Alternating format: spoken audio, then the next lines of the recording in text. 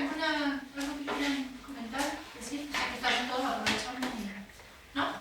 Bueno, vengo con Star Wars. Bueno, porque todo el mundo, porque por eso se Star Wars. Y no ven Star Wars. Se van a dar cuenta, pero tienen que no ven Star Wars. Los que no saben, miren Star Wars. Bueno, es todo el mundo, pero en realidad empieza con el episodio 2, casi que es el 3, no sé, porque empieza con todo el mundo y después llega a la Argentina. Llega a la Argentina, como último, pero vamos a empezar con lo más rápido. Y como hay variedad de disciplinas acá,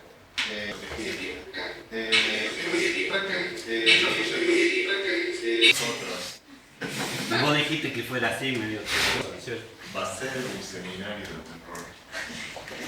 Bueno, proyecto de parques nacionales, uno se va de vacaciones, si no se va a Villa Gesell, va a los alerces y le dan folletos, se paga. Y según el sistema de áreas protegidas de la Argentina, digo áreas protegidas y no parques nacionales porque excede a los parques. También están incluidas las áreas provinciales, algunas privadas, y siempre tienen que, todas las áreas para las que trabajan están categorizadas por la Unión Internacional de Conservación de la Naturaleza. Son áreas que verdaderamente protegen a la naturaleza. Entonces, la Administración de Parques Nacionales, en su actual y su pasada administraciones, dicen así: el sistema de parques nacionales contribuye a la conservación de la diversidad natural y cultural de nuestro país.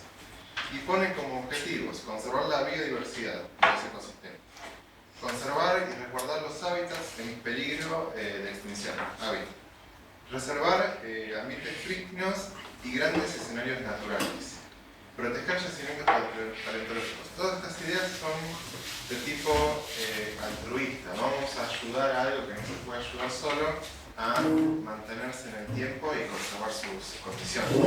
Y después dice así como: y promover la educación y garantizar la diversidad cultural, y por último impulsar la investigación, que es lo que estamos haciendo acá, por lo cual nos pagan.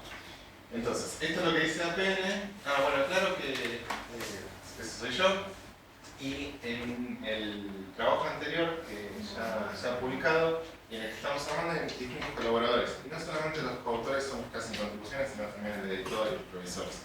Algunos ya por eso, no digo nada. Entonces, Wikipedia dice también: las áreas protegidas son espacios creados por la sociedad en su conjunto, articulando esfuerzos que garanticen la vida animal y vegetal, en condiciones de bienestar, es decir, la conservación de la biodiversidad.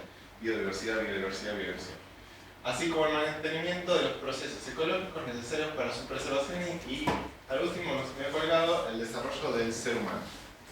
Es cierto que las áreas protegidas del país y del mundo son una de las herramientas, no sé si la más efectiva, pero de las más efectivas para proteger eso que dice la biodiversidad, los yacimientos arqueológicos, paleontológicos. Esto a algunos les sonará conocido, es una imagen satelital. Esta es la provincia de Misiones. En verde oscuro están los bosques naturales, selvas tropicales, algunos implantados de eucaliptus y tiro paraná. Y en colores más claros están las áreas cultivadas, pasturas y algunas ciudades. Fíjense que si superpongo acá el mapa de áreas protegidas, formato vectorial original, a la imagen satelital, claramente lo que queda en verde, queda como bosque, con todo lo que lo contiene, son las áreas protegidas. El caso de Brasil es emblemático en la selva paranaense porque prácticamente, fíjense, este es el Parque Nacional do Iguazú, y este es el Iguazú. Y fuera del Parque Nacional do Iguazú, pocos no tienen. Y bueno, ahí está Paraguay, que tiene parques nacionales muy pequeños. Entonces, verdaderamente las áreas protegidas son las que permiten, es una herramienta muy efectiva para proteger la biodiversidad y supuestamente representar las distintas condiciones naturales que tiene un territorio. Entonces, la primera parte, que en realidad es la segunda, es la de Argentina y el resto de Sudamérica. Este es un mapa del mundo, de un hemisferio del mundo, con las áreas protegidas que están destinadas necesariamente a la protección, destinadas exclusivamente a la protección de la naturaleza, porque después hay otras que permiten un uso extractivo. El objetivo de esta primera parte fue explorar la representatividad de la naturaleza, o sea, cuánto de esa diversidad y hábitats está contenido en las redes de áreas protegidas de los distintos países y sugerir prioridades de conservación. Fíjense, esto me recordaba a Tato Bores. Esta es Argentina, por si no se dan cuenta, no es el mar, no es la inundación, y el corazón quizás está en Argentina, pero estudiar Sudamérica o el mundo, o sea, Senegal, nos permite contextualizar nuestra situación para ver cuán mal estamos, o bien estamos. Una pequeña tabla, no sé si se ve, si no, bajamos el cosito ese. Este es un ranking de fracción. Estos son los datos con los que se suele caracterizar a las redes. Es el área protegida, la primera área protegida del país y también cuántas áreas protegidas unidades existen. No es un dato difícil de conseguir, simplemente hay que, por ejemplo, pedirse las convenciones o venir a una página como esta, Protected Planet, y decir bajar datos. No como Google, pero decir bajar datos. Argentina tiene un 2,3% de su área protegida, mientras que Chile, al otro lado de la cordillera, 18,3%. Bolivia, 16,4%. Son números bastante fuertes. Solamente la Guyana y Sur y Uruguay están en una situación de menor protección en áreas exclusivas para la conservación de la biodiversidad. Guyana nos pasa el trapo después con otras áreas de uso múltiple, etc. Esta es como la base, la introducción. Entonces, ¿qué es lo que hicimos nosotros? Un mapa de Sudamérica o el mundo. Ese mapa tiene muchos mapas con distintas condiciones naturales. Por ejemplo, la temperatura, la biodiversidad, la altura, condiciones humanas, la distancia a centros urbanos, etc. A ese mapa le superponemos otro mapa que es el de las áreas protegidas. En este caso, bueno, Argentina está en blanco, aunque acá están los glaciares y algunos otros parques nacionales argentinos. El mapa de las áreas protegidas del mundo. Superponemos una grilla y en cada unidad de grilla extraemos toda esa información. Eso se llama una intersección en términos de GIS. ¿Sí? Eso lo que nos permite es establecer relaciones de forma cuantitativa entre variables dependientes y variables independientes. No sabemos mucho de todos los territorios, pero lo que sí tenemos es un número de muestras muy grandes. Para uno de los análisis tenemos 55.000 muestras. Para otro de los análisis tenemos 66.000 muestras. Aunque digamos barbaridades de algún sitio, a nivel global o a nivel Sudamérica no vamos a decir muchas barbaridades. Ese es el primer paso para trabajar. El segundo paso es, bueno, extrajimos, generamos histogramas. Estos son intervalos de distintas condiciones naturales o condiciones socioeconómicas, culturales, etc. Es el área que ocupa cada uno de los intervalos. Tenemos también el área protegida dentro de cada uno de los intervalos. Entonces, Instituto de Matemática, hacemos una prueba de simple y acá tenemos la fracción protegida en cada intervalo de esa condición natural, social, etc. Representatividad, que es el objetivo que evaluar cuán bien se están representando las condiciones naturales en el territorio. Si en cada intervalo de una condición natural hay una misma representatividad de esa condición, una misma fracción protegida, a veces soy una misma fracción protegida, se puede decir que hay representatividad. O sea, si esta línea roja es constante, hay representatividad. Esta no sirve, ¿sí? Y eso es lo que vamos a evaluar, esa constancia, a través de índices de equitatividad. El más conocido es el de Gini, que es un índice de inequitatividad en el trabajo pato. O sea, que te muestra si esto está por todos lados o hay una tendencia. El Gini es, ahora voy a decirlo otra vez, pero acá estoy viendo la inversa del Gini. Pero si esto está así, el Gini es alto y este es bajo. Sí. Si esto está así, El Gini es bajo. el Gini es alto y este es Al revés. Sí, decimos. Bueno, la cuestión es que tiene que ser alto. Sí. ¿Sí? Y también en otro trabajo medimos una entropía de llano modificada. Para estas cuestiones de entropía y otras de procesamiento me ayudó mucho Osvaldo Martín. Bueno, Marcos Texel en el procesamiento de datos. Bueno, entonces, con este tipo de información, para muchas variables diferentes es con la que trabajamos, en la que nos basamos para después analizar situaciones. La condición natural usualmente se explora a través de unidades discretas, y eso en algún punto es un problema. Estas son las pampas, este es el monte, el monte del Chaco Seco, no sé, la selva paranaense, los manglares, etc. Entonces, muchos trabajos miden sobre esa base cuán bien representa el sistema de áreas protegidas. Entonces dicen, bueno, los manglares tienen una baja protección, mientras que los bosques secos subtropicales tienen una alta protección, o cualquier cosa. Y esto es un problema, que son unidades discretas. Y además no hay forma de modificar esas clases, porque ya están preestablecidas. Nosotros trabajamos con esto, con estas unidades biogeográficas, que se llaman ecorregiones, pero también trabajamos con gradientes biofísicos. Uno puede poner cualquier gradiente biofísico que se le cante, y además no es discreto en el espacio, como también numérico, pero en el espacio, sino que es variable en el espacio. ¿Sí? Y variable en el tiempo, cosa que si cambian las condiciones naturales de eso, también puede modificarse. En esta parte fueron 5 variables ambientales para clasificar o para caracterizar esas condiciones naturales sobre las cuales se evalúa la representatividad. Temperatura, precipitación, altitud, pendiente del terreno y fertilidad. Acá están distintos mapas, se hace un análisis transversal y cada unidad, cada píxel que alimenta una celda después, tiene unas condiciones ambientales únicas. Como resultado, sobre lo que se suele hacer, que es unidades preestablecidas, ecorregiones. Este es bueno, fíjense, no miren esto. Las Guayanas, que yo las traté como una unidad porque son chiquititas y porque son bastante parecidas, son las que mejor estarían representando esas condiciones naturales. Argentina es la que peor. Igual esto suena, sin números suena un verso, pero estos son los números. 1,3, Guayanas 1,80 y pico. Uruguay no existe, perdón los uruguayos, ahora este gráfico, porque tiene una sola región natural que son los pastizales. Después sí entra Uruguay, sí existe Uruguay.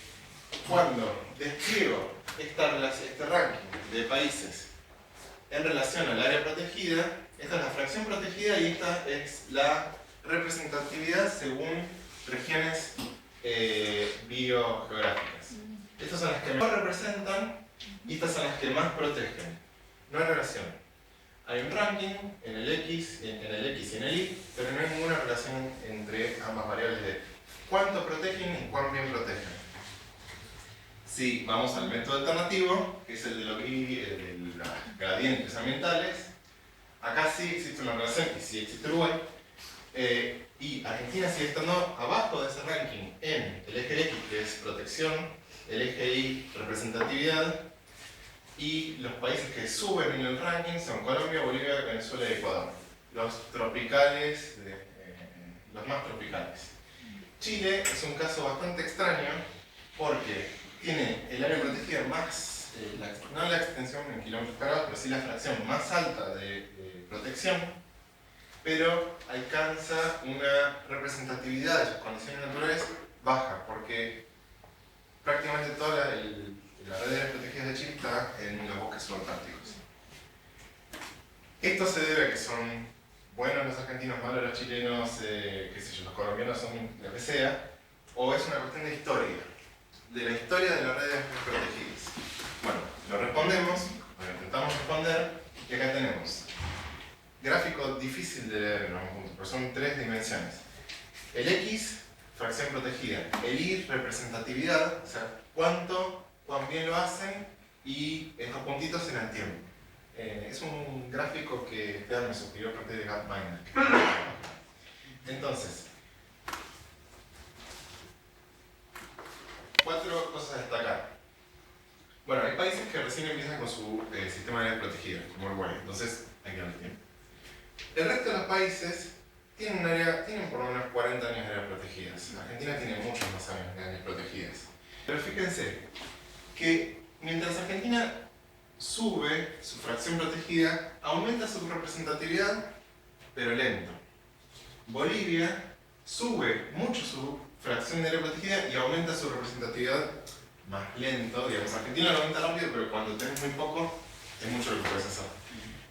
Cuando tenés mucho, es más difícil mejorar. Entonces, en este caso hay un incremento paralelo entre la fracción protegida y la calidad de esas redes de áreas protegidas. Pero claramente Bolivia se despega.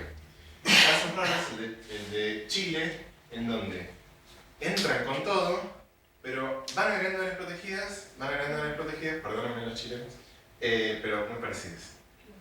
Y en el caso peruano-brasileño, en donde pegan saltos así enormes en la fracción y en la calidad de esa protección, y de repente caen porque siguen agregando áreas, pero de lo que ya existe. Entonces, esa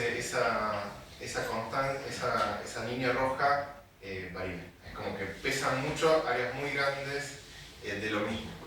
Lo cual está bien, pero en este gráfico es como un artefacto. Sí, pero acá tenemos la historia. No es una cuestión de tiempo, salvo en el caso de Uruguay, que es muy incipiente. Es una cuestión de planificación a planificación, y ahí voy a guitarrar si no lo dejo acá. Pero hay una cosa que es interesante, son estos distintos caminos, y además que no hay momentos así como punchy para la protección. No es que alguna organización internacional viene y produce un cambio y todos los países siguen ese lineamiento. No, acá cada país sigue su propio camino. Entonces, mini conclusiones. Estos son los gradientes ambientales, biofísicos, estas son las unidades establecidas. Esto es más sensible, además que es continuo en el espacio. Debería reemplazarse el concepto de representatividad de condiciones o complementarse. El concepto de representación de las condiciones naturales. De esto a esto, de las unidades preestablecidas a gradientes que resisten cambios. Y además estos caminos diferentes, son caminos diferentes. Entonces, a partir de estos gráficos podemos ver si la línea roja es constante o si hay desbalances. Y si hay desbalances, esos desbalances los podemos mapear. Entonces podemos establecer cuáles son los sitios prioritarios de conservación en Argentina y en Senegal. Entonces, ese es el caso de Argentina. Claramente la región pampeana, chaqueña, santafesina, cordobesa, bonaerense es la que más, esto es más protección en rojo, menos protección en verde. Es la que más trabajo necesita. Por supuesto se van a enfrentar a una realidad que se le impide, o que lo hace no factible, porque ya no hay mucho para representar en esos sitios. Esta es la condición para los distintos países de Sudamérica, mapeados todos juntos. Fíjense que hay discontinuidades. Hay continuidades, por ejemplo, Perú y Bolivia protegen menos bien que lo alto andino que lo bajo, ¿sí? Las tierras bajas bolivianas. ¿Por qué? Porque acá está la gente. Mientras que Argentina protege mucho mejor lo andino, lo alto, que lo bajo, porque la gente está acá, probablemente. Después, bueno, hay otras continuidades. Brasil basó su economía en la mata atlántica, en la selva paranaense, entonces esto lo tiene muy protegido, muy desprotegido. Argentina es una tierra de frontera, lo tiene muy protegido. ¿Sí? Si se considera toda Sudamérica como si fuese un país, como una unidad, tenemos un problema. Bueno, en realidad los problemas los tienen ellos. ¿Lo tienen ustedes? Bueno, Mario, una pregunta al paso. Sí. El mapa anterior hiciste cada país separado y el contraste separado para cada país. Sí, estos son todos los países por separado, simplemente que los pego juntos. Lo que te Las condiciones se analizan a nivel país. Claro, el contraste que tenés de la escala rojo, Sí. verde a rojo es la exclusiva de cada país. Sí, Ah, y los valores también, porque no podés, el valor rojo no es lo mismo en Argentina que en Chile. Claro. En Chile protege el 18% y en Argentina protege el 2%. Es un poco injusto para los que mejor protegen claro, pero el otro mapa sería el Este es el otro. Si viene algún señor y dice quiero proteger Sudamérica, tiene que basarse en el señor. Claro. ¿Sí? Ese es el que vale para las organizaciones internacionales, transnacionales y paranacionales. Este es para la Argentina. Entonces, terceras conclusiones. No se asusten. Estamos mal. Esto es Star Wars, ¿eh? Pero se puede mejorar si hay voluntad. Si hay voluntad y... Sí, bueno, está bien. Pero, ¿por qué estamos mal? Así. Bueno, ¿alguien lo sabe? Ya dijimos. Muy difícil. Bueno, está. Entonces, en el caso de Argentina, ¿por qué estamos mal? ¿Qué sé yo? Pero, si uno mete en esos ejes X variables socioeconómicas, está la explicación. Esta es la distancia de fronteras. Hay una gran fracción de áreas protegidas muy cerca de las fronteras. Esto menos. Esto es legado de tiempos antiguos. Sofía Marinaro tiene un paper en donde mira cómo se distribuyen esto en el tiempo, década infame, peronismo, etc. Y los gobiernos autoritarios son los que protegen las fronteras. ¿Sí? Aptitud agrícola. Poco apto, muy apto. Ahí está la respuesta. Distancia de rutas. Lejos de rutas, bueno, esto puede ser el huevo de la gallina. En zonas protegidas no hay rutas, pero hay alguna explicación. Aptitud turística. Estos son mapas que hicimos con Osvaldo, en donde en cada celda medimos la cantidad de fotos de Panoramio o Flickr y lo dividimos por la densidad de habitantes. La densidad por cantidad de habitantes, y tenemos algo así como lugares a donde la gente va mucho y saca mucho fotos. ¿Qué sé yo? Pero lo más sacado de fotos, sacándose el factor de población, es lo más protegido. Cuando pesamos todas las variables, a nivel Argentina, lo que más importa es la población, y a nivel de todos los países juntos, lo que más importa es la erosión. A nivel, lo que es medio raro, a nivel Uruguay, lo que más importa es la aptitud turística. Y los parques nacionales uruguayos llevan muchas fotos. Pero entonces, hay un peso muy importante de la población en casi todos los países a nivel continental, asociándose negativamente con la cantidad de áreas protegidas de territorio. Más poblado, menos áreas protegidas. También se vuelve a la gallina, pero claramente en San Luis, Quijadas no está en el lugar más agrícola, más poblado de la provincia. ¿Sí? Entonces, la segunda parte, que es cuán importantes son todas esas variables dirigiendo la distribución de áreas protegidas en el mundo. Segunda parte que se empezó de uno porque es lo primero que hicimos. Entonces, como el folleto de parques nacionales, como Wikipedia, mucha bibliografía trata de entender, es levemente distinto, pero cuán efectiva es la red de áreas protegidas protegiendo la diversidad de especies, animales, vegetales, lo que sea, y las condiciones naturales. Estos son dos trabajos conocidos y buenos que así lo intentan. Y nosotros vamos por otro camino, porque, como dijeron estos Watson y otros, la relación entre las personas y la naturaleza ha cambiado a través del tiempo. Así como también lo que los impulsores de las áreas protegidas pueden ver como valioso o como objetivo incumplido. Originalmente las áreas protegidas no eran para salvar el páramo, eran para proteger una zona tabú, qué sé yo, un bosque sagrado, quizás porque alguien tenía interés en ese bosque sagrado, y para proveer algunas clases reducidas algunas clases de esa población, de esa sociedad, de recursos de cacería, diversión. ¿Sí? Entonces hay áreas protegidas en la India, en el Reino Unido, etc., que hacen referencia a esas concepciones de naturaleza y esos usos de la naturaleza. La primera área protegida de Francia es el bosque de Fontainebleau, que la protegen, lo designan de tal forma para que los pintores renacentistas, me parece, tuviesen inspiración. ¿Sí? Entonces, ¿cuáles son esas fuerzas que dirigieron las áreas protegidas, dirigieron el establecimiento de las protegidas. Yo las llamo motivaciones. La primera es esta espiritual cultural. Yo creo que en la cima de este monte viven los dioses. ¿Sí? ¿Por qué? Porque sí. La segunda, esto es casi un origen temporal, cronológico, no tan cronológico, es la provisión de piezas de casa. La tercera, ya mucho más cercana en tiempo, es crear o fortalecer ese imaginario popular.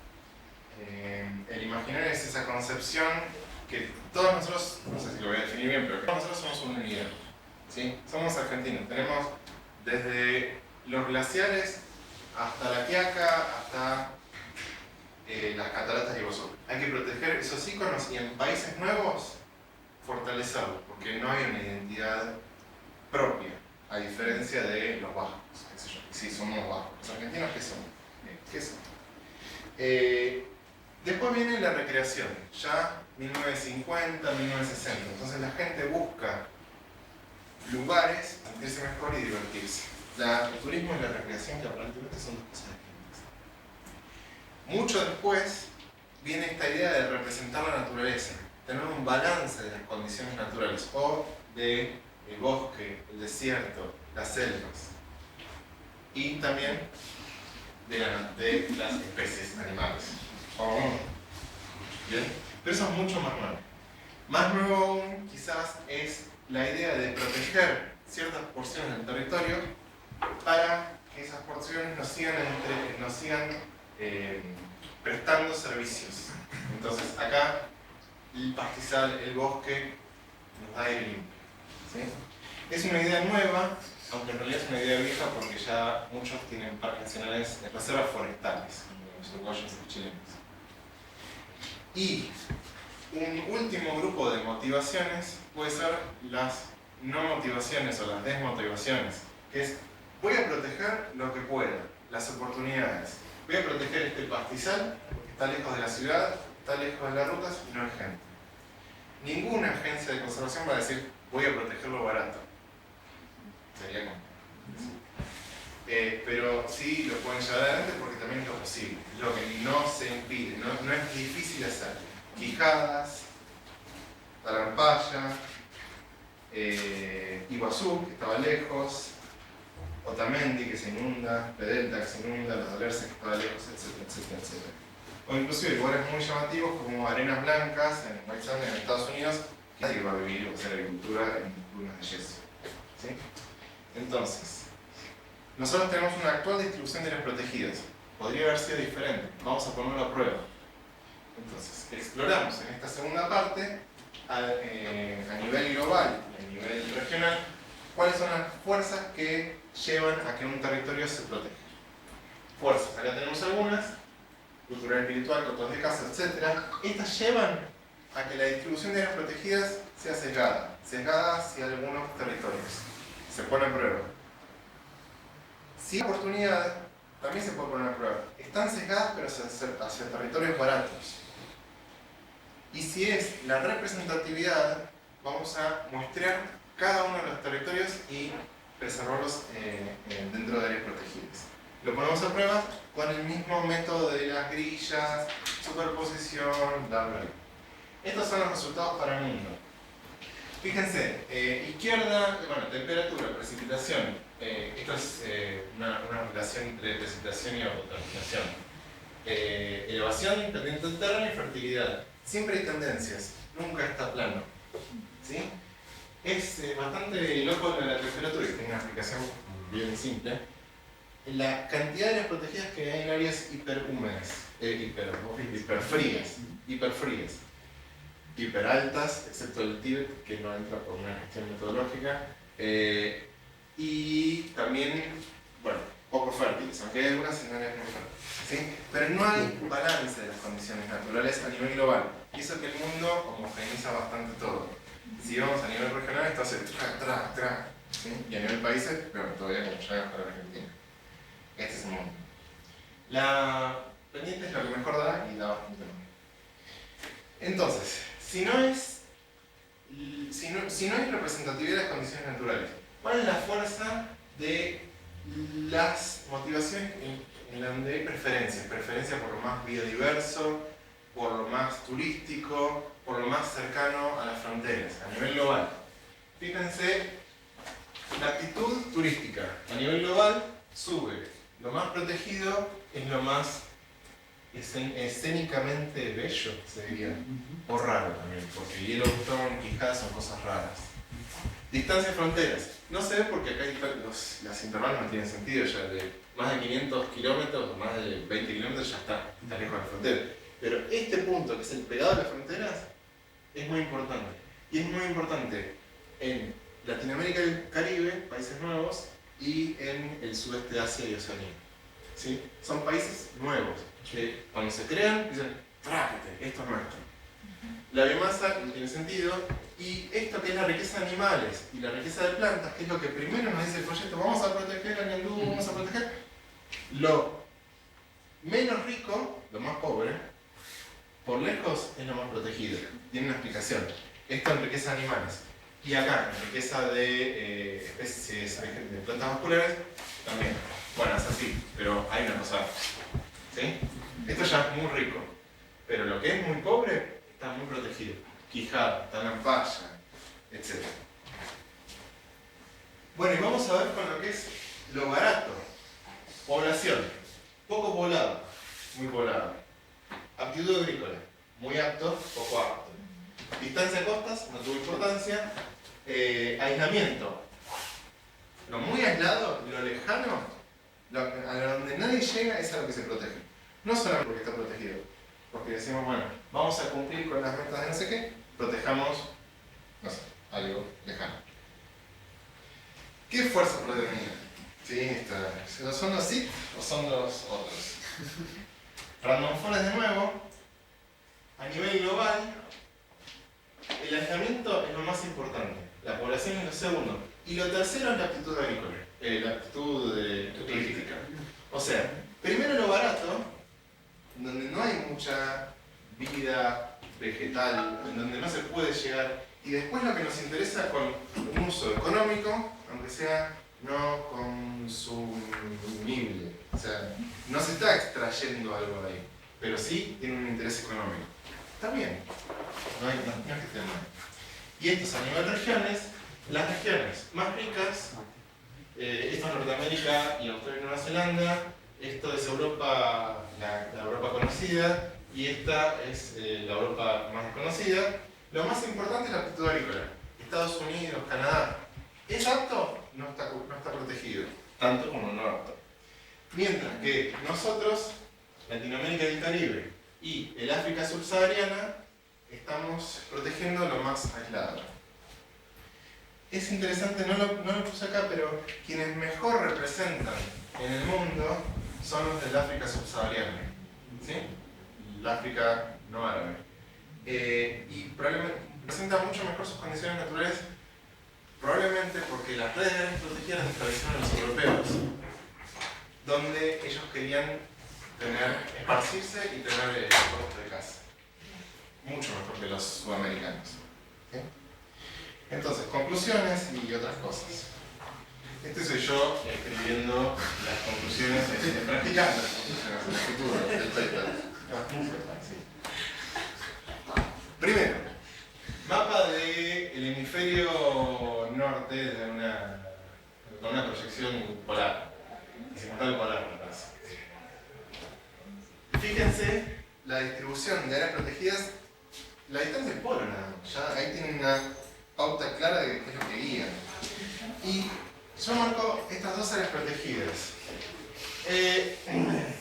Kalaallit Nunaat Nunaat Eqsisimaatuq en Groenlandia y Papahānaumokuākea no se llama así, no digo tanto. Papahānaumokuākea Marine National Monument. Tienen 1,5 millones de kilómetros cuadrados y casi 1 millón de kilómetros cuadrados, lo cual en hectáreas no tiene sentido, ya no se mide. Es un montón. Están alejados. Y algo que no graben, por favor, es una avanzada. Pero yo pongo las banderas Esta es la bandera de Groenlandia, que pertenece al Reino de Dinamarca. Es uno de los 3 países constituyentes del Reino de Dinamarca. Es de Dinamarca, básicamente. Y Australia. Hawái fue un país independiente, un reino independiente hasta 1800 y pico, 1860, 1861, hasta que los norteamericanos hicieron negocios. Había un rey, tenían embajadas. Para mí, no es moco de pavo, tuquis mocus, que los parques nacionales más grandes del mundo estén en zonas muy alejadas, pero que además son de frontera. ¿Sí? No sé quién definió que. Esto hablamos sin saber, pero no sé quién definió, si los groenlandeses o los daneses, que eso fuese un parque nacional y lo que se puede hacer en ese parque nacional. O si fueron los hawaianos o desde algún punto. Pero las áreas protegidas más grandes del mundo están lejos y en zonas no para proteger necesariamente la biodiversidad, aunque sí protegen incluso polar, etc. Pero también hay otros motivos. Esta es una foto mía en el parque ese de Groenlandia. Y este es un dibujo de Landru en donde hablan de la necesidad de las protegidas marinas en Argentina, lo cual es cierto para proteger la biodiversidad, los recursos, etc. Pero es bastante loco la figura, porque a mí me hace pensar, zona protegida no pasa, pero también puede ser un submarino, no pasa. O sea, hay que proteger los recursos naturales, la biodiversidad, etc. Pero también es una forma de marcar territorio. ¿Sí? La segunda conclusión es que lo biótico, lo biocéntrico, la protección de las especies o la protección de esos ecosistemas no tiene ningún peso a nivel global, ni a nivel sudamericano, ni a nivel local. ¿Sí? Entonces, hay que reconocer, todos reconocen, pero dejemos de poner los folletos son para proteger. No, también se protegen, pero también son para proveer recreación, etcétera, etcétera, y para marcar el territorio. ¿Sí? Pero no tienen peso en la distribución. No significa que no sean importantes para proteger la diversidad y los sistemas naturales, pero tenemos cosas claras. La fuerza de lo turístico, y esto nos da como pie a potenciar las áreas protegidas. Vamos a armar una especie de círculo virtuoso entre el turismo. No estoy diciendo nada nuevo, ya se sabe de siempre, pero fomentemos esa industria. No sé si está bien o mal, Antonio, pero puede haber oportunidades ahí. Y algo que es importante es que, bueno, para mí, para otros por qué no, es que conseguimos la representatividad de las condiciones naturales casi dogmáticamente. La representatividad, cada ambiente, cada ecorregión, cada provincia tiene que tener tanto por ciento de áreas protegidas. Esta es una representatividad que contempla la fracción nada más. Pero también puede haber otro tipo de representatividades, como aquella representatividad que busque proteger de todos mismos. Tienen que ir de forma complementaria. Por eso es que en un país hay una Cámara de Diputados y una Cámara de Senadores. Si no, con este sentido, si proponemos que todo tenga un 15, 20, 5, 3, 100% protegido, aquellos sistemas más extraños van a ser los menos protegidos. Y eso lleva a un desbalance.